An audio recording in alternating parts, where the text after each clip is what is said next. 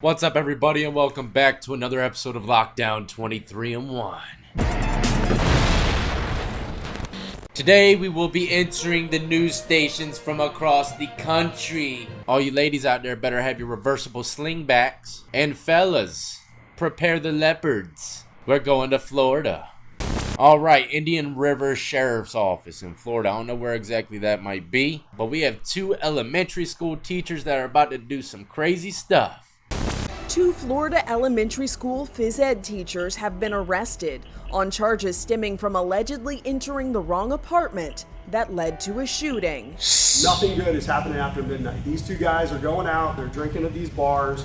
By 4 a.m., they're involved in a shooting. Sheriff's deputies say Darius Cohen and Akua Hallback mistakenly entered the wrong apartment, thinking it belonged to someone they knew and had already seen that evening. How does this happen? And did you see the door? The front door? I mean, if I looked at it correctly, it had decorations on it and everything. Entering the wrong apartment. Look, there's something on the damn door. Look at that. What is that? You can't see it because it's cut off a little bit, but I'm looking at the other door across in the hallway and there ain't nothing on it. There's shit all over the place. Look, kids' shoes and everything. If I was a detective, I would have asked, hey, did the people's house that you mean to walk into have any kids? And if they said, nah, man, it was just my homeboy, then what the hell? That's the first red flag. Like, these dudes are tripping. There ain't enough damn alcohol for me not to realize that ain't my homeboy's house. Especially if you ain't got no kids or shoes all over the damn front door. You see these guys walk into your house and do what they're about to do, what would you do? Except for they went into the wrong apartment. When they went into the wrong apartment, they went into a couple who have children inside of their house. Mr. Cohen went into the restroom. He needed to use the restroom. Mr. Hallback went in and got back into the bed. It was actually the couple's bed. Authorities say the adult male homeboy jumped up into the sack with both of them in it. That's what they call down south the hot potato hat trick. Hey, there's no way you didn't see two big ass bodies in that bed. What do y'all think, man? This shit just sounds too ludicrous, right? How do both people not realize what the hell's going on? I can understand maybe one belligerently drunk individual just walks into someone's house, but two, they didn't look that damn drunk coming in. They were walking kind of straight. But what would y'all do, man? You're sleeping in bed with your old lady, spoonage, little spoonage, and then someone comes and starts spooning on you. Honestly, God's honest truth, if this shit happened to me, I would be in such shock that I probably wouldn't have even snapped. I would have been like, bro, what's going on? What are you doing, dude? But what the hell would y'all do? What would you do? Now this is the combined story that we've gotten from the three of these guys.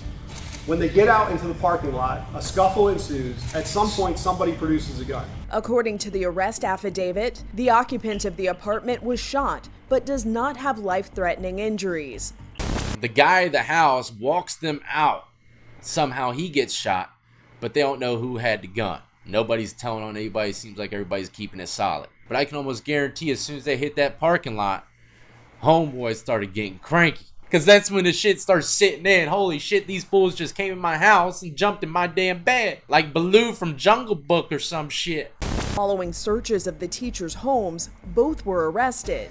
Damn. Adderall was reportedly found in Akua Hallback's possessions. So he was arrested on a drug charge. Mr. Cohen was arrested on an attempted murder charge.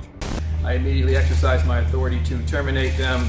They are smoking the hell out these guys, man. They tapped into their crib and found a little bit of Adderalls. Can you imagine if it was really an honest mistake? Man, these guys are getting railroaded for real. Not only did they have to go through a crazy situation like this, but now they're fired from their jobs as an elementary school teacher, which is pretty cool if you were to ask me. Horrible situation is just getting darker and darker. I think they said attempted murder for the other guy. How'd they get that?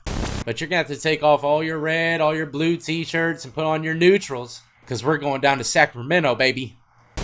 Alexa Palabicki bailed out of the Sacramento County Jail. That's right behind me, just hours after her arrest this afternoon. It all stems from a months-long investigation into allegations she falsified police reports. Tonight, I speak with Sacramento's Police Chief Daniel Hahn about her arrest and his plans for change.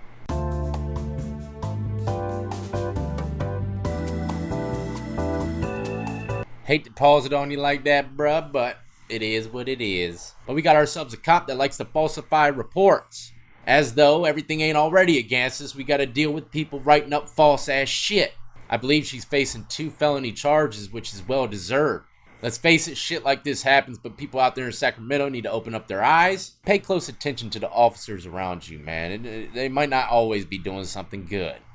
Takes away from the trust our community has in us, and not just in that one employee, but everybody that wears this uniform. That's Sacramento's top cop on the arrest of one of his own officers, the 26-year-old Alexa Palabicki. Court documents allege she falsely reported a driver DUI and another for changing lanes without signaling.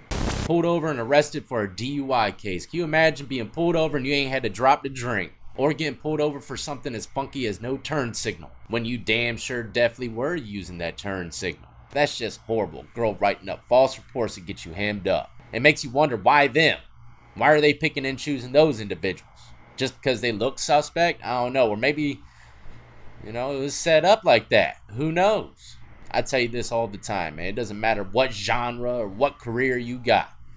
There's going to be dirty individuals everywhere you go. It don't matter what it is. Not only did an individual officer see something that they didn't think was right, but the department then took immediate action. She's been on administrative leave since. The department spent 5 months investigating the criminal allegations and has since launched an internal audit. The Sacramento County District Attorney's Office has thrown out any cases Palabicki played a major role in while continuing to review prior cases.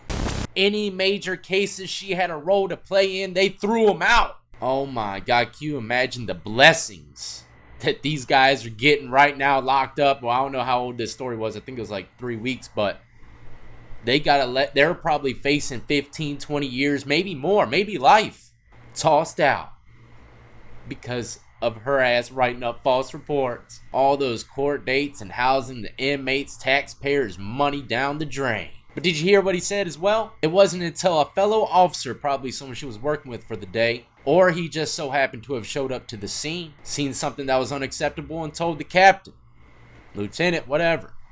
We have credit cards and we have our credibility. You screw up your credit or credibility in any way, it's very hard to get it back right. And someone that's a police officer with no credibility writing up false shit, she will never, ever get her credibility back in the police force, that's for sure. Staff are keeping with the highest standards of our department, including the creation of an inspection and standards team tasked with ensuring fellow officers are following law and policy. Because of the seriousness of these legal implications involved with the allegations of falsifying police reports, as well as the potential for mistrust with the public. What the hell was that sound, man? Who edited this video? Oh, it wasn't edited, it was live. They put in a little sound effect there. Listen. The allegations of falsifying police reports, as well as the potential for mistrust. I feel like I got smacked a bit. Falsifying police reports, as well as the potential for mistrust with the public. Falsifying God, a police bro, report. Get your shit together. We pay you good money. Button up your shirt and put on a tie. Stop trying to act cool, man. You ain't Tom Cruise. Considered by some in law enforcement as one of perhaps the most egregious offenses that officers can commit, and her legal troubles and battles are likely to be just beginning. Chris?